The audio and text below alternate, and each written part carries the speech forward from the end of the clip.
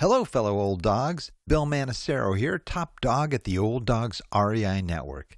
I just wanted to take a moment to welcome a new sponsor to the show, Health IQ, a life insurance company that helps health-conscious people like runners, cyclists, weightlifters, and vegetarians get lower rates on their life insurance.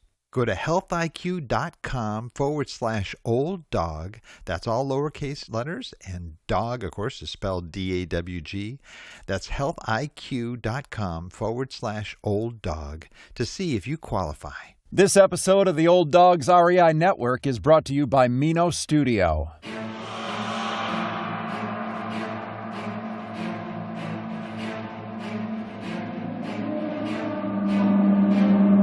In a world where jobs are how most people make money, one man, one desire, one challenge dares to break the mold.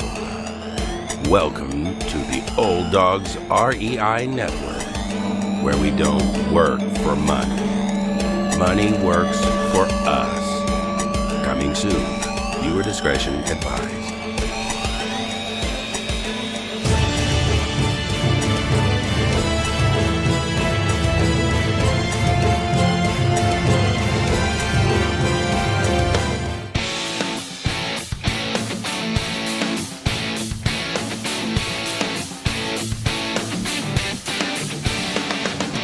Welcome to the Old Dogs REI Network, where cash flow is king.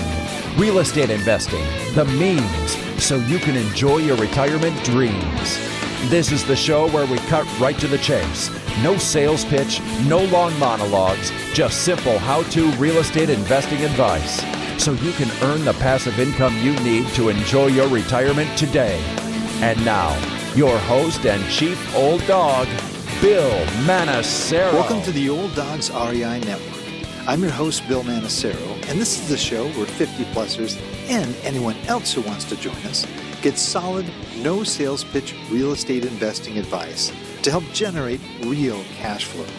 This podcast airs twice weekly on Mondays and Fridays, and if you aren't already a subscriber, go to iTunes, type in Old Dog, spelled D-A-W-G, find our podcast, and subscribe. Well, today we got a great guest and a fellow podcaster. Today we have Tyler Sheff, founder of CashflowGuys.com. He is a licensed real estate problem solver. Okay, I want to find out where you get those licenses. An educator, investor, and syndicator.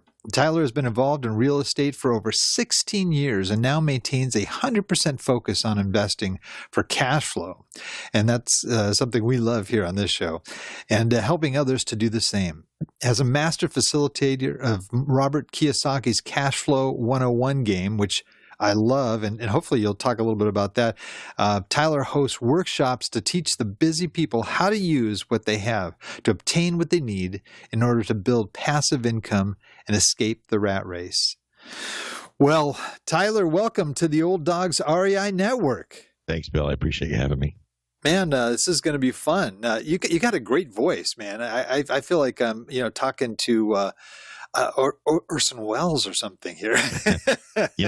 I've heard a version of that. I've heard that I should probably be in a strip club or something like that, or what's the other one? Wolfman Jack. Oh, remember Wolfman? Well, I don't know if you remember Wolfman Jack. He was right where I lived. He was like in California here, Southern California, a local guy for a while. But yeah, you kind of got that there. That's great. Well, Tyler, let's get acquainted here. You gave kind of an overview of yourself, but we'd like to know your story. What really brought you into this world of real estate investing? Well, the one thing that wasn't on the bio that I sent in to you, which was my mistake, is that I do, in fact, have a PhD from the School of Hard Knocks. And PhD in my world stands for Public High School Diploma. I love it. I love it. So there's that. But so I'm a buy and hold investor. I'm a recovering flipper. I was an addict to flipping, and back in the day, this is going back. I'm almost qualified to listen to your show, almost. Not quite yet. We have to give you a pass on that one. Exactly. I'm 47, so I am still too young to listen. So I'm going to wait 3 years, then tune in. No, I'm just kidding.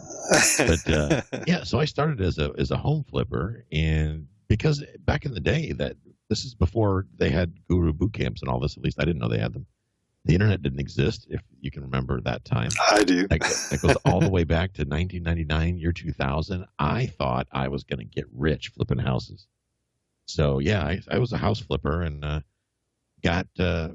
worked on my PhD at that time, that School of Hard Knocks PhD. I certainly got some lessons, that's for sure. Well, so tell me, did you get rich flipping houses? Well, I did make a lot of money. I lost a lot of money, but at the end of the day, it was profitable. I will say that. But what I didn't allow for was I wasn't really focused on the taxation part of it. In other words, I was looking at the top line, not necessarily looking at the bottom line. And looking back, now that I'm almost old enough to listen to your show, I think to myself, my time is a lot more valuable now than it was then. My perception of what I do with my time. And what scares me is that I see people in their 60s that come to real estate meetings, like when I do speaking engagements around my market, and they're just getting started, and someone told them that they should start flipping houses. And I'm thinking to myself, oh, goodness. It just seems like a lot of work. I mean, it really does. It seems like there's a lot involved in flipping houses. Well, yeah, people lie to themselves and say that I'm going to flip my way to be a buy and hold investor. I look at them and go, no, you're not. No, that's what you're going to pay for. You're going to buy a course that's going to convince you of that. And the bottom line is you'll probably run yourself ragged and broke before you ever get to that point. I hate to be Debbie Downer, so to speak, but here's the thing. What I realized, my big epiphany, Bill, is that I wasn't paying attention to how I was earning my money, so I was being taxed at the highest rates allowed by law. Oh, so any profit you made was just temporary until you had to pay the tax man, right? Well, absolutely. It was. I wasn't allowing for that. And here's another important lesson I learned. I was able to avoid the housing crash, when the market crashed in 06, 07, 08. Jury's out on when it actually crashed for certain people, but right. I got out while it was good. And a lot of people are like, wow, you're the smartest guy in the room. You got out before the crash. Well, not really. You see, because I didn't allow for, I thought, and I was shocked. I'll admit, when this happened, I was actually shocked. But I thought that my charm was good enough to get along with the IRS. I thought that if I went in there and smiled pretty, and they would understand that I didn't realize that you can't file a 1040 EZ when you flip houses. Nobody told me that. Right. So I sold a bunch of these houses that I was flipping at the time. I put tenants in them because, but going back then, the property values were going up 25% per year. Sound familiar? Yes. Oh, man. And I sold them all after renting them for a year, and I was literally going to be a rich man. At least so I thought. I did very well on the sale. I just didn't.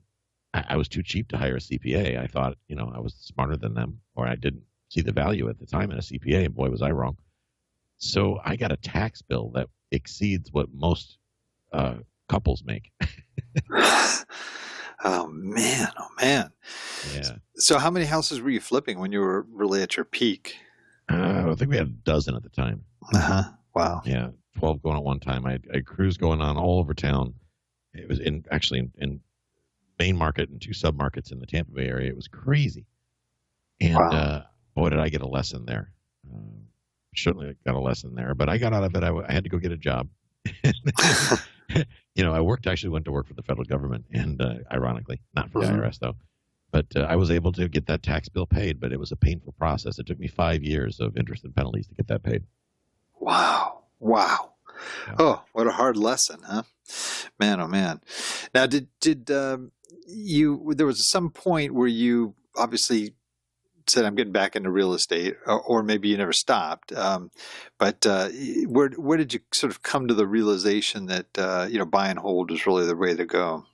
Well, for me, I went to work for the government, and I found out, shockingly enough, that you don't really have to be that exceptional to be exceptional when you work for the government. If you pretty much show up, they'll just keep promoting you and giving you more money. So I was on a ship, Bill. I mean, in the middle of the ocean as a merchant mariner working for the National Oceanic Atmospheric Administration. So Wow. for me, showing up wasn't hard. I was trapped. I couldn't go. Yeah, you had kind of a captive job thing. You couldn't even quit. You'd have to get in a rowboat or something, I guess, if you quit and Oh, yeah. try to row to dry land or something. Man, oh man. Yeah, so here I am. And who knew that if you just showed up and didn't lose your mind being out in the middle of the ocean, that they would just keep promoting you. So I went from like a $35,000 starting pay. By the time I left after 5 years, it was, oh my God, I was almost $200,000. Seriously, It was man. nuts. And were you on a boat the whole time, or did you eventually? Yeah. Oh, yeah, I spent the whole time. I was on different ships. They transferred me. My first ship was Hawaii, and then I went to Charleston, South Carolina, and then Rhode Island. And I just kept getting promoted. I broke my leg and somehow managed to get promoted in that process. I don't understand how that worked. Maybe they didn't want you to sue them or something. I guess something. Yeah. So yeah, I got. But here's the thing: making that big 6-figure paycheck incurred a 6-figure tax debt. I mean, my taxes were nuts. And I thought, well, this is like flipping houses again, except I actually have to do the work this time.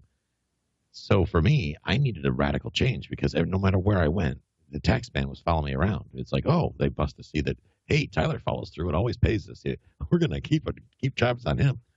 And I started researching. It's ironic. I read Rich Dad, Poor Dad. I know that sounds cliche, but it's true. I read Rich Dad, Poor Dad. However, probably, I don't know, 5-7 years earlier, I had picked it up, got to chapter 1, finished chapter 1 and said, I'm not in the right mindset for this. I'm not ready to receive this information. This is for people that are already rich. Was my impression. I wish I would have got the chapter 2.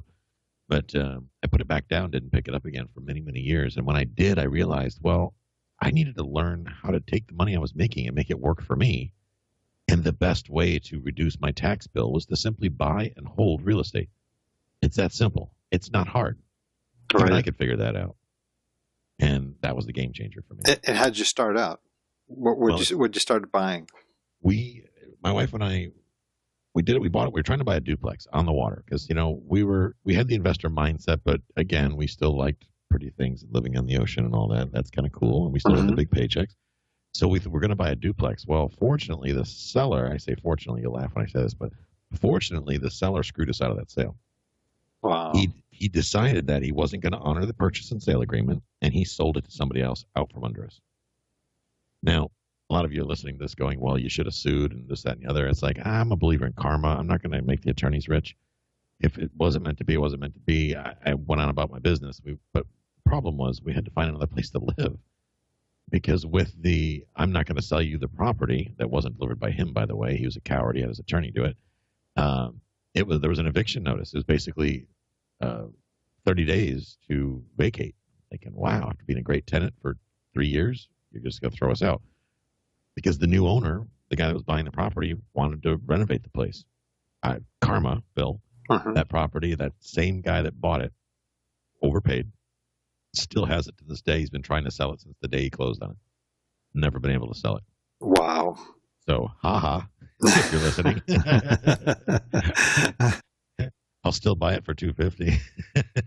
So did you kind of shift there to maybe houses that might cash flow a little better, or yeah.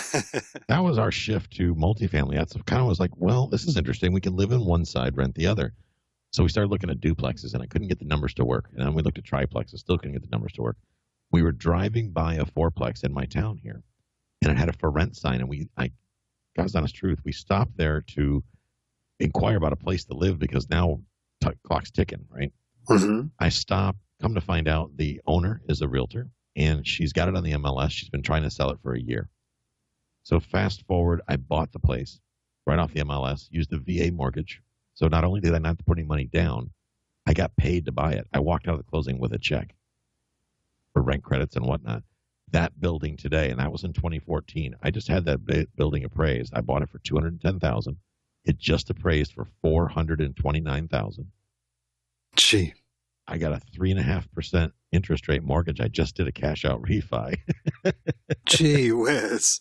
And it brings a net cash flow on average of $5,000 a month. Wow. So home run. Yeah, man. Woo. Yeah. And we bought some with that. Now we've been buying other buildings since then. We've been building our portfolio, but that's our home run story. That's great. Well, yeah, that's. I was going to ask you what your biggest success was. Would that fall in that category? Do you think? I think that would be right up there, yeah, because it's ruined me for other deals. It's like every time I look at a deal now, I'm comparing it to this one, and my wife yells at me. She's like, "Stop focusing on this deal. We got lucky on this one. Just keep buying." Oh, that's So great. we keep adding to our portfolio, but as I'm sure you realize, the inventory's been tight lately, but we're still chugging along. That's great. So what have you got currently? How many doors? We've got doors in 2 markets now. I've got a good sized portfolio in Memphis. Mm-hmm. But that's all with private money, so that's been our niche, is raising private capital Mm-hmm. for folks that don't know how to invest in real estate. And then we buy these smaller buildings, like the 10 to 12 unit buildings. We got a pile of those. And then down here in Florida, we had a fourplex. Had a problem with that deal, and that didn't work out, so we had to cut that one loose from the herd, so to speak. But now we've been spending a lot of time with non-performing notes. Mm-hmm. And I got to tell you, they're extremely profitable. We've had great success with those. So that's been we've been doing it for about 2 years with the non-performing notes, but it's been pretty much our sole focus for like the last 6 to 8 months. We've done quite well with that. Oh, interesting. That's you're not buying any actual real estate itself, but the notes. That's great. Well, it's interesting. We thought that, and Mm-hmm. as you probably realize, in the multifamily space, no matter where you are in the country, deal sourcing is tough. Mm-hmm. So lately, we've been looking at notes. There's a lot of bad debt out there in the multifamily space, in the multifamily sector. Hmm. So now we're looking at buying non-performing notes on multifamily, and it's like, well, you didn't pay the mortgage, so thanks for the fourplex. Yeah. Wow. Interesting. And you live in Florida, right? That's correct. Yeah. So are you in like north up by Tampa area? You'd mentioned, or Yeah, right yeah. outside of Tampa, a little town called Tarpon Springs. Okay. And I'm also invest in Memphis, so I'm familiar with that market a little bit better. But how are those 2 markets right now performing for you? Do you feel the properties there are you can still get some pretty good deals? We can. I mean, it's hit or miss. And as well as I do with Memphis. Memphis is a cash flow town. There's not Right. much for appreciation. What we buy in Memphis are the properties that most other people drive by and go, "Oh my goodness, what happened there?" We'll buy those, and we get them for a song, and we renovate them, stabilize them, and we've been kind of piecemeal selling those off every once in a while. I've got 2 for sale right now up there in Memphis. Actually, I got a 10 unit, 12 unit. We're just getting to put on the market because we've run the gamut with them. They're still good long-term plays, but we're doing a little bit of a shift more towards the short-term rental and the B-class market. Mm-hmm. And the stuff that we've got up there is more C and definitely D-class. Right. Now that's an interesting area too. Buying properties that other people aren't buying. Can you elaborate a little bit more on that? Well, an example is this: we bought a building, a little 10-unit building, got it for $7,000 a door. Great deal, and it needed about $35,000 in rehab total. What I like about Memphis is I can get a lot of bang for my buck, and on both on the acquisition, but also on the renovations. The contractors, I'm sure you've maybe experienced, it's a lot cheaper to do business in Memphis. It just is. Yeah, it's true. I mean, we get a trash out for a couple $100. In Florida, they want like a down payment for a house to do a trash out. Huh. So it's quite interesting, the difference as far as the cost of doing business. Interesting. But, I learned a lot in Memphis. My wife and I learned some major lessons in Memphis. Got tangled up with the wrong set of property managers going in, so we've kissed those frogs a couple times. But now we're quite tickle pink with who we've got managing our properties, and things are going well. So no complaints. That's great. Well, that's an area I wanted to explore with you too, because you in terms of maximizing profitability as a landlord, what are some key things that people could do, practical things they can do to try to maximize their cash flow? Oh, I'm so glad you asked me this question. The number one thing that you can do as a landlord to maximize your profit is to stop trying to guess and open your mouth and ask your tenants what they need. and I learned this lesson in Memphis, actually, the hard way. You see, my property manager, I sometimes struggle with that smartest guy in the room problem, even though I should know better by now. The property manager said, Tyler, don't buy people air conditioners at these buildings, right? This is my D-class stuff. They said, just don't buy you. We don't provide air conditioners here in Memphis. You got to bring your own. These little window shakers. Well, I didn't listen. I said, well, that's ridiculous. If we gave air conditioning, everybody would want to live there. So I went out and bought air conditioners for, I think if that was a 12-unit building. I bought 12 air conditioners, thinking I'm the Pied Piper, right? Well, it took about 2 weeks, and I had 0 air conditioners. What happened? Where did they go? Kids walked by and yanked them right out of the windows. Oh, man. And took off in the middle of the night. So I'm out 12 air conditioners, and I'm looking at my property manager, and he says, here's what you do in Memphis, young man. He goes, you go knock on doors and talk to people and ask them what they want. And I went, okay. So I did. And really what I found out is that the people, the tenants in this building, and this applies to all of our buildings, they want clean, safe, affordable housing. That's what they want. They want a place where they can feel proud to live. They don't need Corian countertops necessarily in all areas. In other words, some landlords will go in and you'll over-improve, or you'll think, well, don't worry about it. It's a rental property. And worse, the contractors have this attitude. Oh, it's just a rental. So that means I'm going to do substandard work. No, another human being lives there. So we changed our mindset to our tenants are not, we are there, or they are our client. Without them, we have no reason for being in the market, right? They're your customer. They absolutely are. Yeah. So I started talking to the tenants, and we found out that, hey, guess what? They want exterior lighting. That's important to them because that keeps the bad people away. They want, like in Memphis, for example, they want security doors. Because a security door, me spending $300 for a security door can be, depending on the neighborhood, $25 to $50 a month in extra rent. Because they feel safe in their home, the tenant. And especially the older folks, they're terrified of these kids these days. And obviously these kids have no filter. I could go on for hours on that subject. But if we can provide them a clean, safe place to live, they don't leave. And that's been huge. I simply asked them, what do you need? I want it. The one lady said flat out, she's about 80 years old. It was so cute. She says, young man, I want you to burn the retinas out of my eyes when I walk outside. Said, Let's okay. get those power spotlights right on that building there. Yep. Hello, MLGW. So, yeah, I've got some buildings when we reposition them. It looks like a prison yard in there, but I'll tell you, people move in and stay because they don't want the drama. Right. God, that's great. Great tips there. Just listen to your tenants, man. That's key. Or ask them, like you said. That's great. Wow. Well, what also, one thing I want to talk, you invest out of state, and a lot of the folks listening are also either investing out of state or considering it. What can you tell us about the team building aspect that's necessary? You've obviously got something going on in Memphis. You're not there. Why can't you do it on your own? Why, who do you need on your team? That type of thing. Well, I used to think I couldn't do it on my own, and I interviewed Jason Hartman. I don't know if you ever talked to Jason Hartman. Yes, I have. Okay. Jason self-manages all of his property. Did you realize that? Yes. Around the country. I told him when he told me that, I said, I think you've lost your mind, Jason.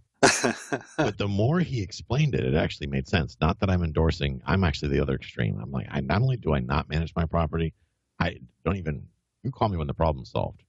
Right. Uh-huh. So that's not the highest and best use of my time. That's not what I enjoy doing. It's not what I'm best at. I'm too nice of a guy to be managing property.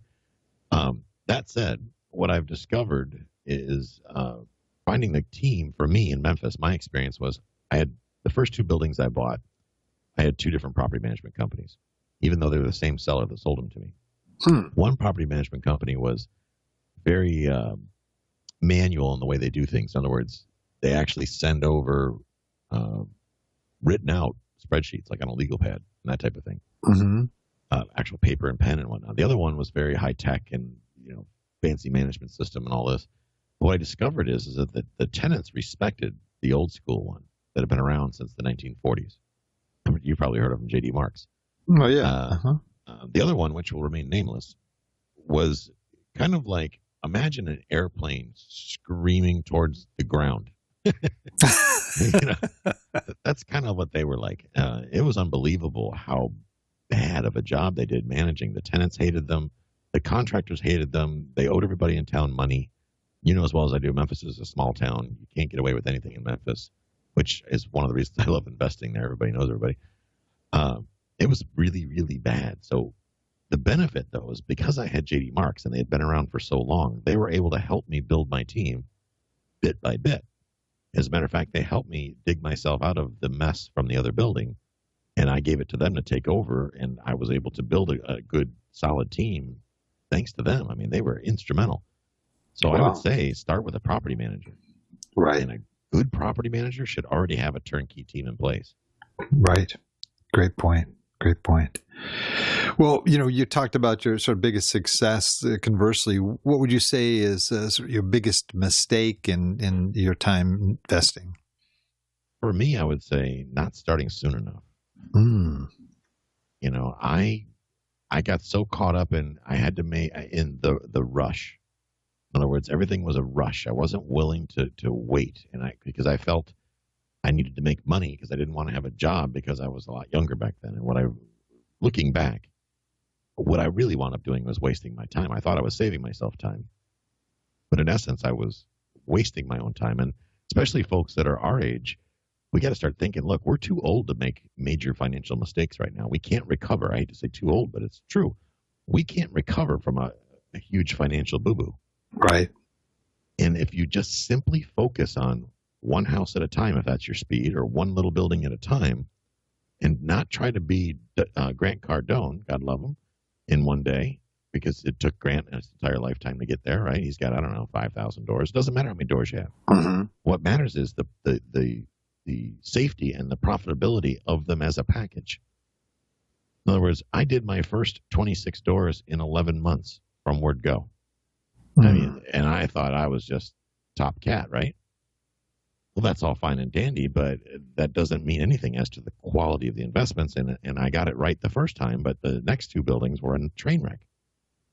And then as we kept adding properties to our portfolio, we started realizing, my wife and I realizing, is like, it's not about the speed and the number of units. The unit count doesn't matter. What matters is the profitability, and more importantly, the longevity, because we're too old to start over again. Mm-hmm. There's no second chance for us. We got to get it right the first time. And as a buy and hold investor, you've got all these team members that are in place. The banking system is there to keep you legit, because bank's not going to give you a 30-year mortgage unless it's a low-risk deal in today's climate. But everybody and their brother will give you a hard money loan. Right. Well, along that same lines, most of the folks listening are 50 plus. They're folks that are either approaching retirement or already in retirement, and they're looking at real estate investing as a means to either supplement what they already have in their income, their pension, Social Security, what have you, or as a means to really build up something over time that they'll be able to hand down as a legacy, or both. But how would you address that audience right now in terms of how would you advise that they get started? And maybe looking at your own experience, what do you think would be a good way for them to actually get in and get involved? I think the first thing I would do is find somebody else that is a buy and hold investor in your market. And go have a conversation with them to ask them, what kind of value could you bring to the table? You could maybe have time. There's more than one. It takes more than money to put a deal together. This is what a lot of people don't understand. It's great to be the guy with the money or the guy with the knowledge, but very, very rarely do you find both. Right. See, I don't invest with my own money because I've got a PhD from the School of Hard Knocks. I can solve problems like there's nobody's business. I can come up with a solution. I'm really good at solving problems.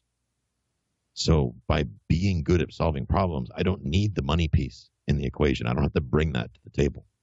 What I bring is I'm the guy that manages the managers. That's my expertise.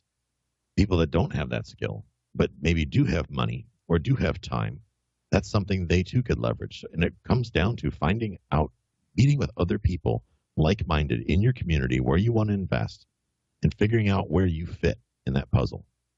Because you got to have one of the elements. You either got to have money, or you got to have the time, or you have to have the experience. One of those things needs to happen. And I'm sure that everybody has one of them. And if you don't have any of them, well, you can get educated. I mean, that's doable. That's great. Yeah, good advice. Well, Tyler, what sort of what's ahead for you? I mean, where do you see your business going to? What are sort of your goals for the next 10, 20 years down the road? My wife and I are fortunate. In the first little over a year, we were able to escape the rat race. We got smart and we didn't get into a whole bunch of bad debt. So we are debt free, which is a beautiful thing. The only That's debt we great. have is mortgage debt, which I absolutely love. We're out of the rat race, so we've got enough passive income so that it exceeds our expenses. We educate other people now, not like guru, all that stuff, but we do an event locally in our market called the Cash Flow 101 event, Tampa Bay Cash Flow Club, and we get people together and do that.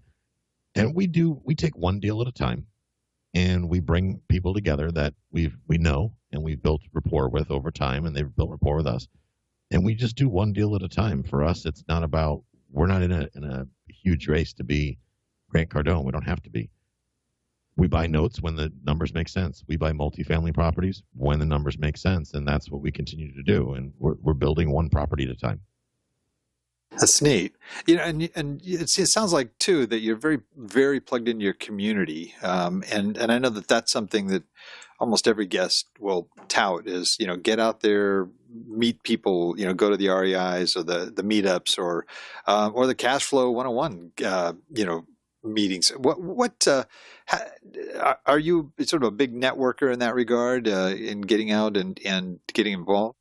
This might come as a shock, but even though I've got a majorly popular podcast and all these people know me, I am the biggest introvert on the planet. No, I think I got you beat.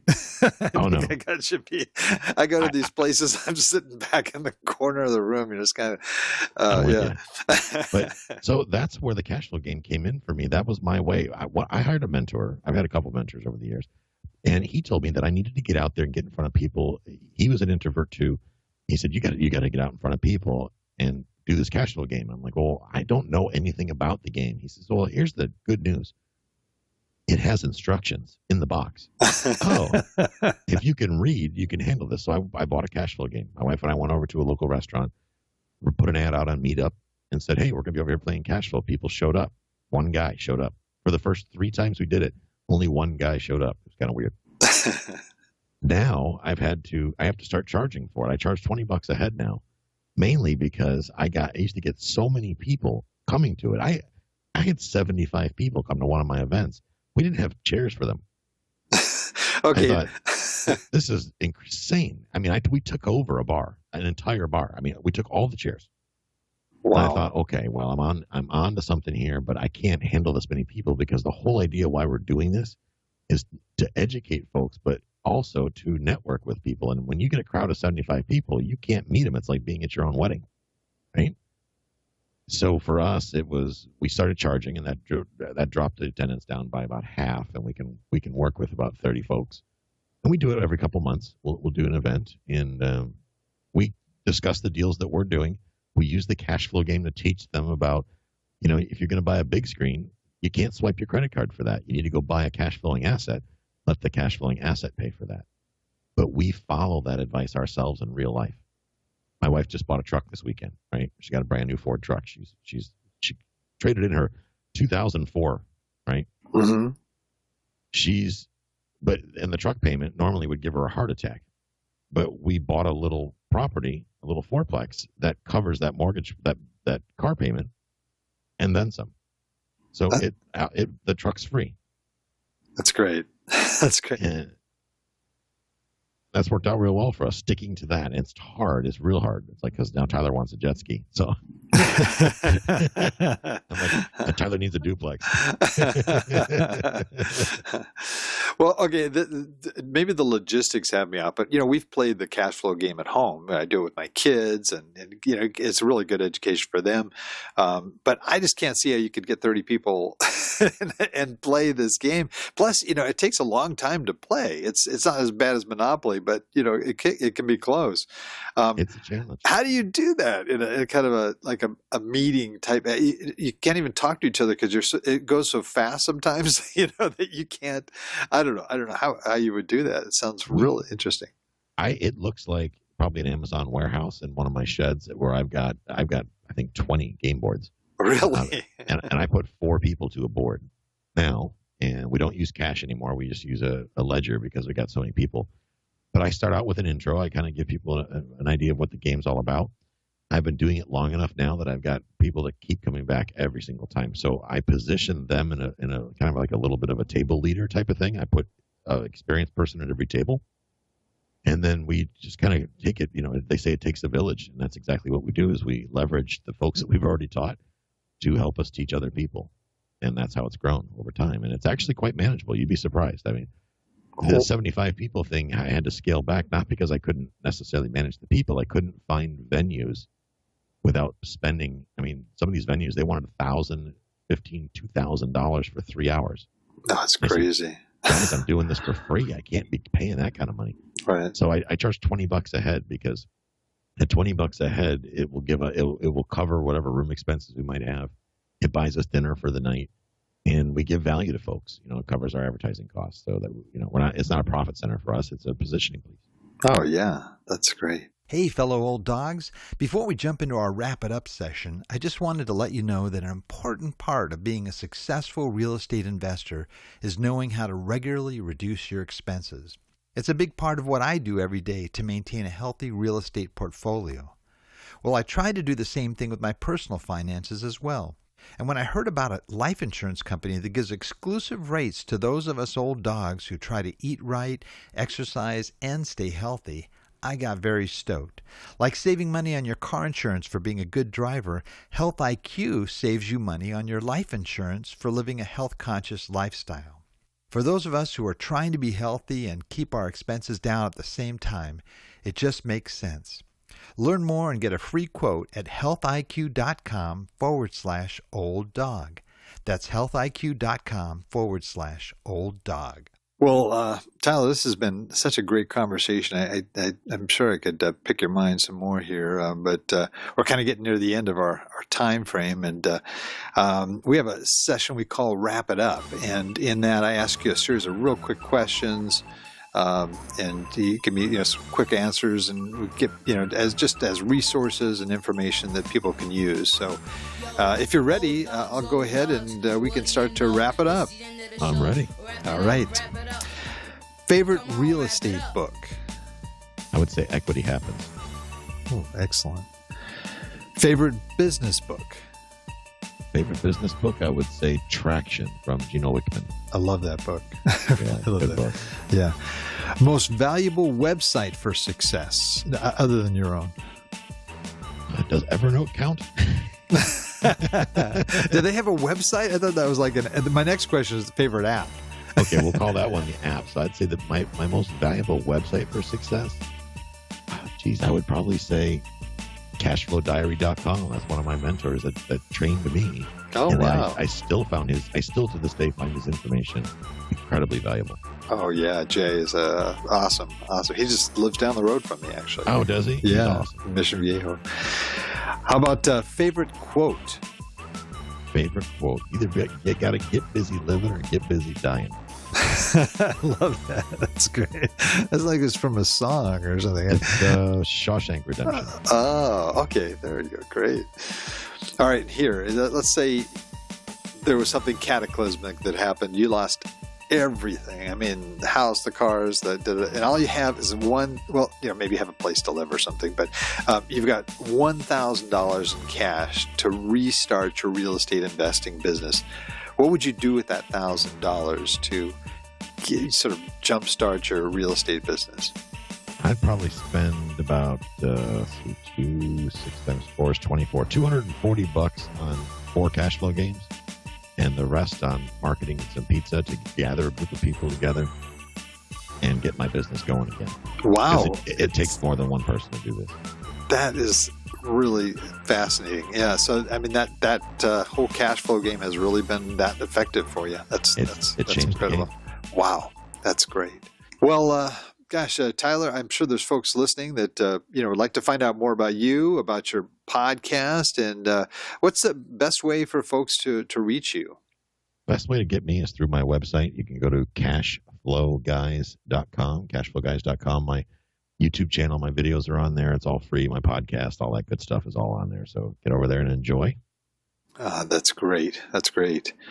And I hope you've been warned in advance here because, we close out every show the same. Our guest, no matter who they are, has to give us their best old dog howl. Okay. Oh, that's going to be a tough one for me. Now, you got a great voice. You should. I bet you your howl would be, real resonant. A real good one there. So, I know you're over in Florida. I don't know. They don't have too many dogs over there, but you got an idea. Of, what right. The dog howl is. So, all right. If you're ready, Tyler, we are. All right. Ow. That's as good as it gets. Oh, that was good. That was a good one. It did have some resonance in there. That was really good. People everywhere wrecking their cars right now. I'm going to get lawsuits. Don't worry, I got land trust, folks. You'll never find what I want. I love it. Well, Tyler, it's been a gas having you on. Thank you so much for coming on. Some great information here. I appreciate it, Bill.